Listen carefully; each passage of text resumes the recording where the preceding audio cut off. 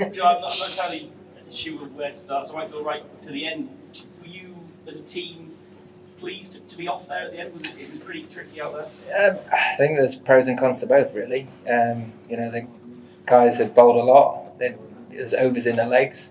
You get back out there, and you get a couple of bounces away, and all of a sudden the game looks very different again. But then again, you come back tomorrow, you get another roller, can rest up, and it's a completely new opportunity. So I think for both teams there's pros and cons. It's just how it's sort of fallen. But there's not really much you can do as a player, really. You just sit and wait and do what you're told. So from our point of view, come back tomorrow and we've got an amazing spectacle to look forward to.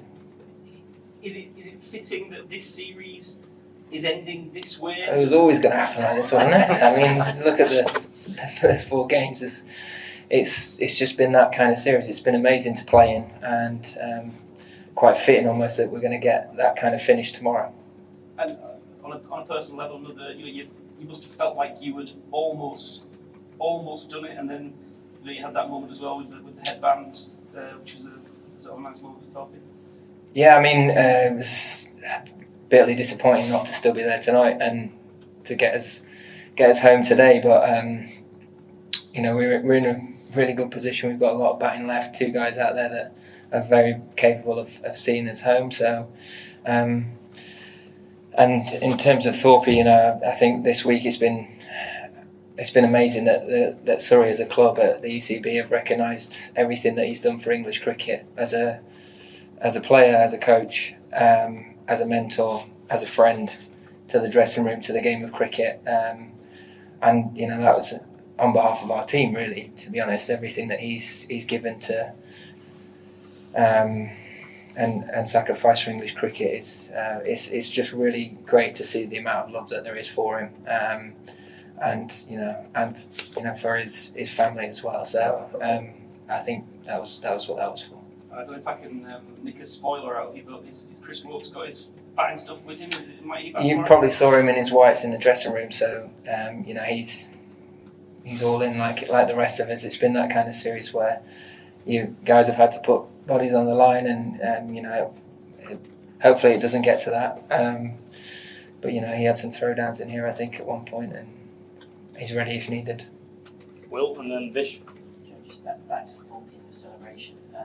How long had you had your headband? Since tea, so not long, no. And you obviously celebrated a few hundreds of years. Have you ever been kind of as emotional as that when you reach one? I don't know. I'm not really sure, but I just, like I said, it's someone that's impacted my career personally a huge amount, and I think just this week the amount of love and support there's been for him and for his family, and all the good that's come from it, and the amount of money that's been raised as well. I think it's amazing, and it's special that sport can provide that. It was more than anything. It was just a thank you for everything that he's given the game of cricket, for giving English cricket on and off the field. Vish, please, and then we'll go to the back of the room, and then Mike. Hi Joe, a lot of your teammates talk about how good it is batting with you and how easy and at ease you make them feel. What was it like, on the flip side, batting with Brook the way he was? Well, it's always a pleasure. I think one of the most important things about batting is building a partnership and understanding that impact that you both have on each other and being able to dovetail well together. And we've both got very contrasting games, but I think that works really well in our favour. He obviously plays slightly more expansively than I do, and has got an amazing array of shots, but the amount of pressure he puts back on opposition, the way that he takes calculated risks at the right moments, and can open a game completely up like he did today. You look round and there's a deep cover, and you're 250 behind. It was remarkable. A deep long off to the Premier bowlers. So it's amazing being able to sort of play second fiddle to that and watch it just in the best seat in the house. He's an incredible talent, and it's not like it's a one-off fluke. He's got 10 hundreds playing in a very similar manner. He's incredibly consistent at it, and there's definitely a huge amount of method behind what he does, and the impact that it's had on this Test match is why we're sat here only needing 35 to win. It's been an incredible knock. He always talks about not celebrating hundreds or not going over the top because it's his job, in his words. That was probably the most emotional he's been. It was, yeah, and he even mentioned that out there. And I don't even think he knew where it came from, but clearly it's been a hard-fought series, and he's desperate to win games of cricket for England. It means a huge amount to him, and I think that's one of the rare occasions you've seen how much it means to him to play for England and to impact a game for our dressing room. Back left corner, and then we'll go Mike, Mel and John. Joe, could you talk about you punched the bat after getting out to Prasid? Clearly, it's not Prasid, but what happened in the first innings. But would you talk about how the pressure was being built and how you didn't kind of succumb to it as such, but you kind of did you get distracted, or how does it happen? Like something like that, where you well said you played 150+ balls and then suddenly you have this, and also about Prasid the bowler.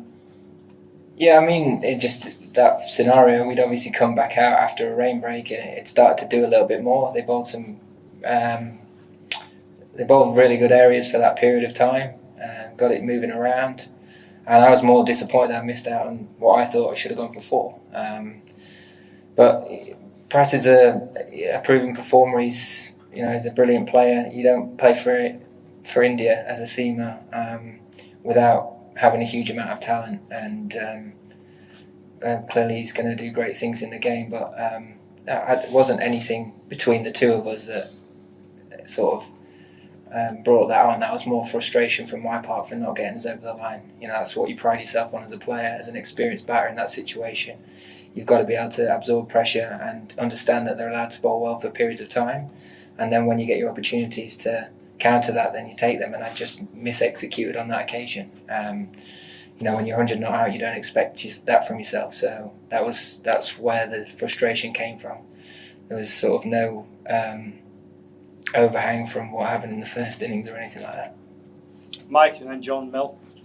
Joe, 537 runs in the series, 300s, number 1 in the Test World Rankings, number 2 in the all-time Test run scorers list. Congratulations for all of that. Would you swap it all for the Anderson Tendulkar Trophy tomorrow? I'd like to think we're going to, we've got what we need to get across the line tomorrow. It's been one hell of a series, one hell of a journey, and the confidence in our dressing room. Clearly, we feel we've got the players to get us across the line, but it's just been one of those sort of 6 weeks where it's swung both ways the whole time, and I think we're in for a great day tomorrow. John, just on Woakes, as far as you know, he's going to attempt to bat right-handed rather than turn around and I'm not sure. I've not seen him practice yet, so you might get a better indication tomorrow if he has some throwdowns in the morning. You have to get in early. What about his sort of level of pain? Well, clearly he's in a huge amount of pain having done what he's done, but it just shows, as we've seen from other guys within this series, batting with a broken foot, guys taking all sorts of blows here and there, but it means a huge amount to him, and it just shows the character and the person that he is, that he's willing to put his body on the line like that for England, and to hopefully he doesn't have to, but if it does come to that, get us across the line and win us an incredible series. Mel, and then we'll finish in the middle. Go ahead, Mel. One question, please. I just actually wanted to ask you how you've enjoyed, in particular, the contest with Mohammad Siraj. We saw you out sort of laughing a lot together, about almost like pantomime, the way it was between you. Just the iconic moments, whether it be at Lord's, the drop of Harry Brook, and then takes that catch. Just what's he really like for you? He's a character. He's always. But he's a warrior, he's a real warrior. He's someone that you want on your team. He's that kind of character.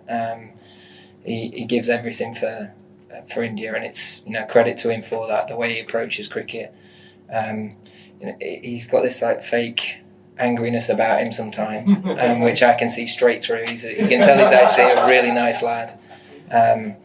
But he tries it incredibly hard. He's a very skillful player, and he's there's the reason why he's got the wickets he has is because one is work ethic and two is skill level. So I enjoy playing against him. He's always got a big smile on his face, and he'll give everything for his team. So I guess you couldn't want anything more of that as a fan watching, and a great example to any young player starting out. Last question. Joe here. How much of an advantage is getting the heavy roller in tomorrow give you all? And there's a little bit of sympathy for the fans over here who didn't get to watch the climax. But which camp are you in? Good for those who get in to watch tomorrow for free?